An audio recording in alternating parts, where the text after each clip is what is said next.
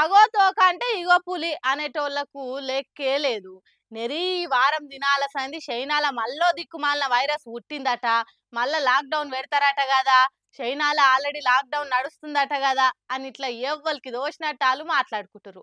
కానీ అస్సలు వాస్తవం ఏందంటే పట్టినోడు పరక అంటే సూసినోడు రవ్వ శాప అన్నట్టున్నది ఈ వైరస్ ల ముచ్చట. చైనాల మళ్ళా ఏదో దిక్కుమాలిన వైరస్ పుట్టింది, ఆడ జనమంతా మళ్ళా దావుఖన్ల పాలైతుండ్రని సోషల్ మీడియాలో మస్తు ప్రచారం అయింది. కానీ వాస్తవం ఏందంటే ఆ దిక్కుమాలిన వైరస్ ఇప్పటిదేం కాదట, పాతదేనట. సర్ది పట్టి పోతుందట గంతే, పానం తీసేటంత పెద్దదైతే కాదట. కుద్దు మన ఇండియా ఆరోగ్య శాఖలే ఈ ముచ్చట చెప్పుకొచ్చిండ్రు. ఎవరు బుగులు పడే అక్కరే లేదు. ఎంతమందికి రోగం వచ్చినా నయం చేసేటంత మందులు మన తానున్నాయి, సౌలతులున్నాయని చెప్పిండ్రు ఆరోగ్య శాఖలు. ఇటు రాష్ట్ర ఆరోగ్య మంత్రి దామోదర సార్ కూడా గదే మాట అనుకొచ్చిండు. వైరస్లని ప్రచారం చేయకుండ్రివా, అందరు బుగులు పడుతుండ్రు. ఇది పాత వైరసే, కొత్తదేం కాదు. సంటి పోరగాళ్ళకు వస్తుంది కానీ జల్దిగానే నయం అవుతుంది. ఇప్పటికైతే ఎవరు బుగులు పడకుండ్రి అని చెప్తుండు. ఆలీలు చెప్పుడని కాదు గాని ఎవరు శుభ్రతలు పాటించాలి, షేకాన్లు ఇచ్చుడు బంద్ చేయాలి, మంచిగా దండం పెట్టాలి, ఊకే చేతులు కడుక్కోవాలి అని కూడా చెప్తుండ్రు. కాబట్టి అట్టిగా వణికిపోయి మందిని వణికియకుండ్రి.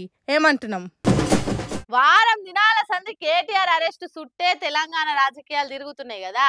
అధికార పార్టీలు అయితే 10th క్లాస్ రిజల్ట్ కోసం పోరగాలు ఎదురు చూసినట్టు రామారావు గారు ఎప్పుడు అరెస్ట్ అవుతారా అని ఎదురు చూస్తుండ్రు. ఇక అధికార పార్టీల అరెస్టుని ఎట్లా తప్పించుకోవాలా అని లీగల్ గా ఎన్ని దారులుంటే అన్ని తొవ్వలు దొక్కుతుండ్రు. హరీష్ సార్ అయితే ఏం చేసుకుంటారో చేసుకోండి, మాకేం ఫరక్ పడది అని అంటుండు. కేటీఆర్ ను అరెస్ట్ చేసి ఊచలు లెక్క పెట్టించేదాకా ఊకునేటట్టు లేదు కదా సర్కార్ ఊపు చూస్తుంటే. ఇప్పటికే ఏసీ బోళ్ళు కోడెద్దు రంకలేసినట్టు రంకలేస్తుండ్రు. ఇప్పటికిప్పుడు లోపటేద్దామా అన్నట్టు సలసల మసులుతుంది కాంగ్రెస్ సర్కారు. హైకోర్టు కూడా కేటీఆర్ మీద విచారణ చేసుకోవచ్చని ఏసీ బోళ్లకు పర్మిషన్ ఇచ్చే వరకు బీఆర్ఎస్ ఓళ్లకు జర షేదు వార్తే అయింది. ఇప్పటికే కేటీఆర్ ఇల్లు, గ్రీన్ కో కంపెనీలల్లా మొత్తం ఏడికాడ షిత్తు కాగితం కాడ నుంచి మిస్ కాకుండా ఎంకులాడుతుండ్రు. ఇవాళ నందినగర్ లో కేసీఆర్ ఇంటికాడ ప్రెస్ మీట్ పెట్టిన హరీష్ సారు సర్కారు ఏం చేసుకుంటదో చేసుకోండి, ఈ తుపేల్ కేసులకు మేం బుగులు పడతామా, ఆడలేక మద్దల దర్వ అన్నట్టు హామీలు అమలు చేయ శాతగాక గీ తీర్ల చేస్తుందని శివాట్లు పెట్టిండు. నువ్వు ప్రజలకు ఇచ్చిన 6 గ్యారెంటీలు అమలు చేసేదాకా నీ ప్రభుత్వాన్ని నిన్ను ఎట్టి పరిస్థితుల్లో వదిలిపెట్టం.